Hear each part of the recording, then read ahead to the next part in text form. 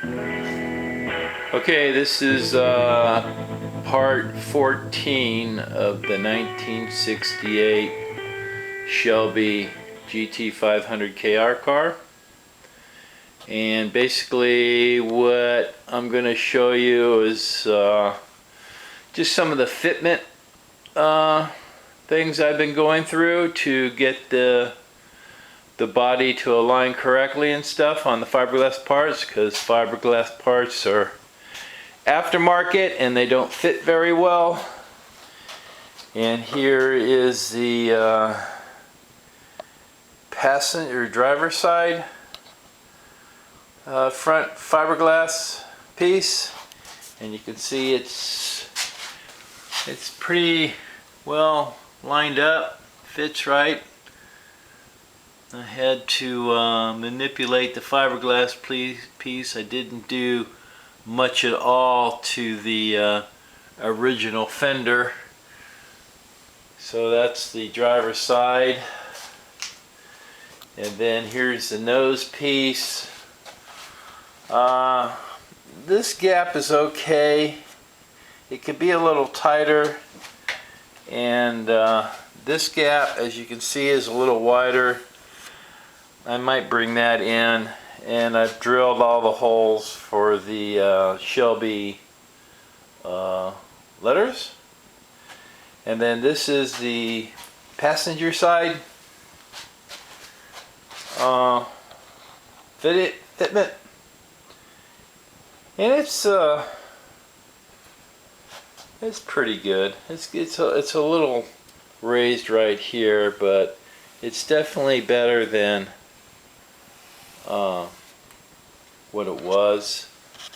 And you can see the fitment down below there, how it fits pretty well. So I'm pretty pleased with that. I also finished stripping the cowl and in the engine compartment there, and sprayed it with self-etching primer. We'll go around this fender, or this is the fit up for the passenger side, and the gap is a little big. I might try to bring that in. I could bring that in from the fender, so that's a possibility, but I got to work on that a little bit better. The holes have been drilled and the rivets put in for the passenger side rear view mirror. Both side scoops have been installed. This is the door gap for this side. It's probably more in the 1/4 inch range. I don't know if I can do any more to that. Just not sure. I also drilled out for the and cut out for the speakers in the doors. You can see down there, those are the original dimensions for the front speaker, and the courtesy light cut out, and that's where they get the deluxe grill, deluxe grills installed. I also drilled the holes for the door pull on a deluxe car. They're a little different than the standard, and they have the different, there's the different mounts for the deluxe versus the standard. The standard armrest is here and here, as you can see, so I moved those. So all that's been done. I put a new door striker, put the door striker in so I could set the door. I'm working out the gap seam, the seams here, and you can see where the seam is pretty good. It still needs that, it has to have some body sealer on it to finish that, but that's pretty good. And then I also have to finish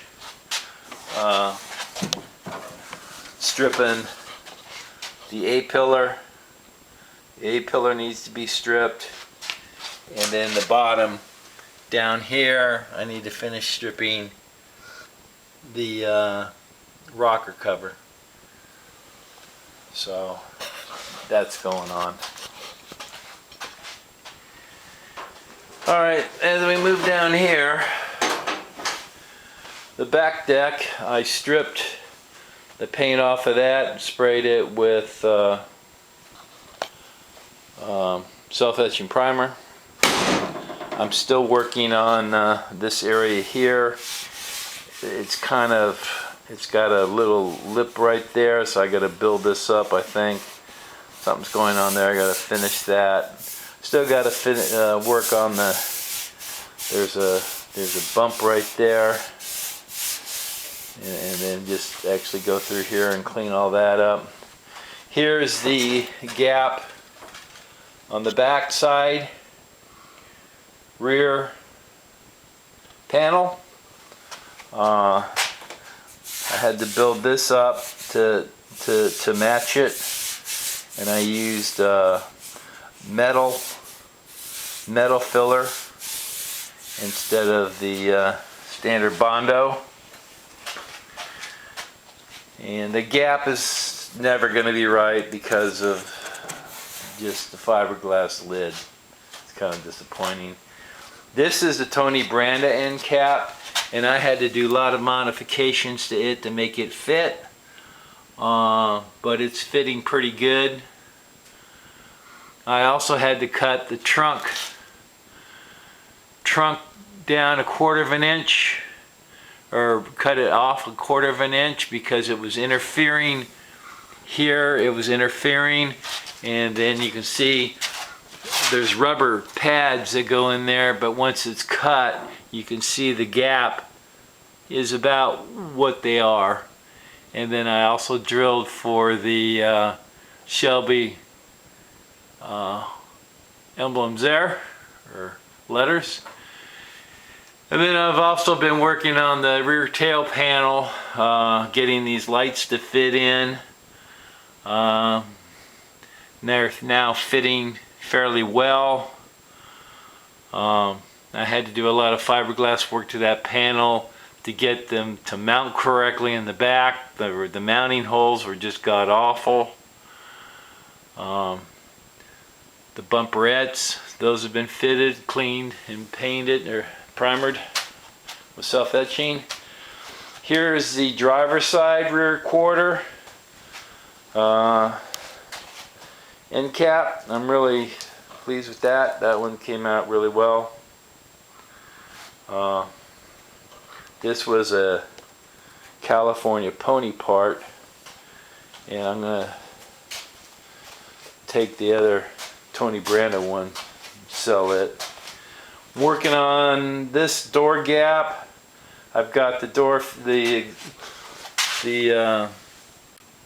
vent filled in. I still got a little gap here I'd like to try to fix, and that's just putting fiberglass in there. I've got the front of it fixed, and then the door gap, it's pretty good, so it matches the other side. And then I got the door gap over here, which really is a good door gap. And then I also have the cutouts for the speaker, and then the courtesy light there. And I also drilled the holes, as you can see there, drilled the hole there, and the hole there. There's a little cross brace that goes there. And then moved these clips so they go down, because these are for the standard armrest and these are for the other. So that's going along. And then this has been the door jamb, the A-pillar has been cleaned and sprayed with self-etching primer. So that's all been done. The fitment down here is pretty good. That will get some seam sealer in it. Needs maybe a little more work, but the rocker here on this side, and I'm also going to underneath here, I'm also going to just go through that, make sure that everything is good, and I might put a little filler in that. So identified where this dent is. I still gotta fix that. Still gotta work on this area a little bit. I didn't like, there's a seam that runs across there, and I don't really particularly care for that. And then I got the tires, and I got those mounted. So it's a lot of money sitting there, but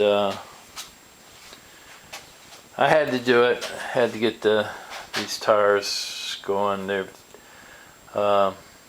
These are 225 60R15s. So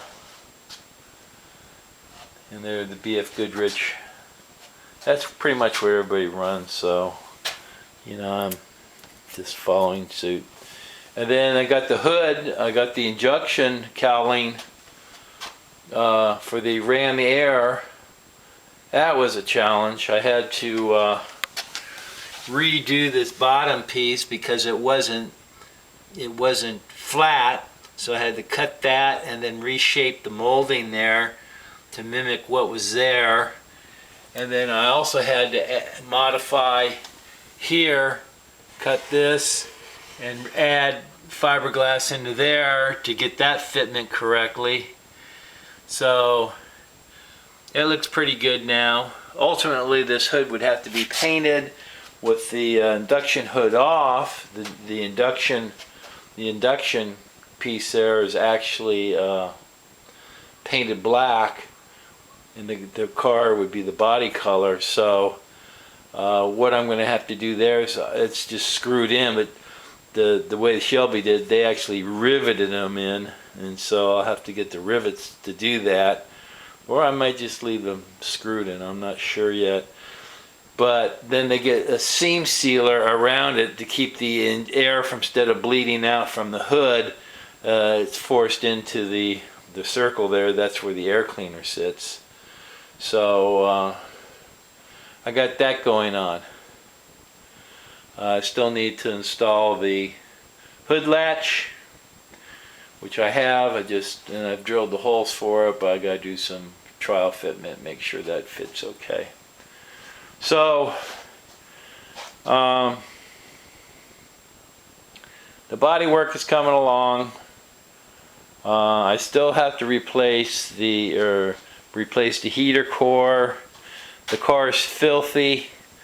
Once the body work is, you know, as good as I think I can make it, I may be pulling parts off, and I might attempt to paint the inner parts and then put the car together, and then maybe have somebody finish painting it. I may paint it, I'm not really sure. But the car, and I still got that transmission leak, and it's continuing to leak pretty bad. So it's a front seal, and I don't understand that. It's a new front seal. So that's where we are. The next, big thing would be is the interior. It's easy to do. It's just I have to redo the seats. Gets carpet, gets panels. The roll bar gets installed. I might mock up the roll bar before anything else. Thinking about taking the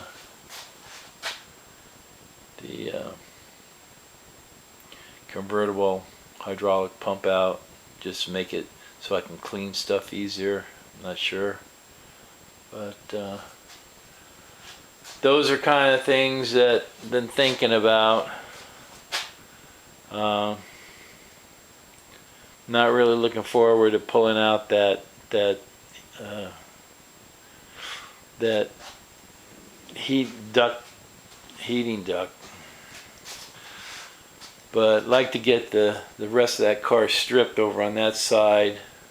It's getting kind of cold now to do, but if I could get that done, the body panels fitment is really doing good. So I'm working on this front thing. I'm thinking about filling that in because it's pretty obvious. I had to work on the back one there. You can see where I filled a little bit in, but I might take that off and fill that in so it looks a little better. It looks just kind of cheesy the way it's done. I filled some of it, but probably need to fill more of it. And then whether or not I add here to this piece or I add to this piece, doesn't really matter. It'd be probably easier to do to this piece. I also had to fill this in quite a bit to begin with. This was all cut wrong, but so I think that's pretty much it. I also got one more gap down here that I'm really not liking. You can see there, compared to this one, I fixed this one and it looks pretty good now. So that's been fixed, but this one, I don't know what's holding it. It just seems like it won't go down. So I got to figure out what's interfering there to not allow that to go down. So I have to play with that. But for the most part, the body, well, I also drilled the holes for the front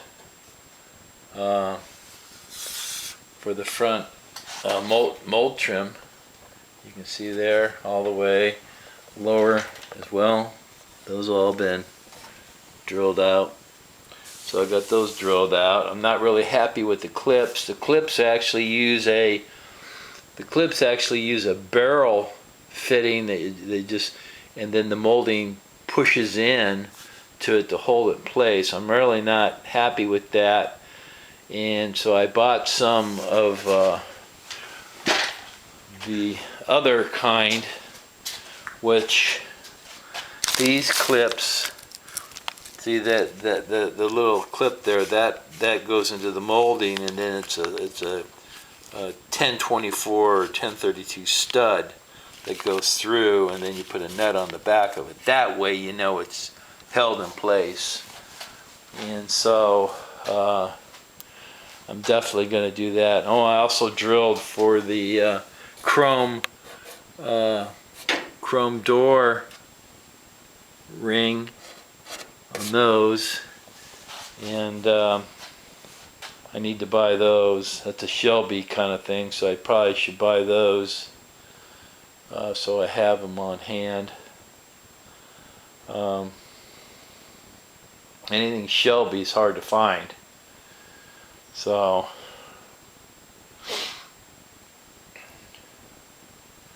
I would like to get the engine started again, but I don't really want to do it until I get the heater core replaced. I have it, it's just a matter of doing, and You want to get the body to get it good, and then start, you know, prepping some of the pieces, because technically, really, this area would need to be all sanded and then painted right in here. The door jambs would have to be painted. I don't know. I just wish I could just hand it over to somebody and say paint it and do it right, but and I still might. I don't know. I gotta see. It's just the cost of it. I don't really want to spend the cost. I also fitted the wheel lip moldings. You have to drill for that. I got those all drilled. I got 3 out of the 4 of the moldings done. I still got to put in the front passenger side, drill that for that. That's the other thing. I'm just trying to get everything that needs to be drilled, or, you know, so that when it comes to paint, I'm not, you know, scaring the car with a drill, or scaring myself with a drill. So I think, you know, the doors are now done. The moldings, that molding piece is done. The trunk lid's been drilled for the emblems. The nose piece has been drilled. The headlight buckets have been drilled for the molding, and then the lower valance have been drilled. So that's pretty much done. So I really would like to try to get this room cleaned up and get all the dust off of it. And then I'm trying to think of where I can make a little spray booth. There's probably enough room here. This is probably, I could probably make a 10 by 12 spray booth. If the car was a roller, I could roll the car back and then build a spray booth right here. And then I need to get the air. Probably I have to somehow have an air duct bringing the air in from over here, from here into the paint booth, and then I could open the garage door below and just have fans blowing it out that way. So I have a pretty good downdraft paint booth. The painting the car, that might be a different story. I don't know. Might be a different story. So anyhow, this is the end of part 14. It's coming along. Really just taking my time to try to do it the best I can. Underneath is done. Exhaust system's in, everything's in. So that's where we are. So this is it. Bye.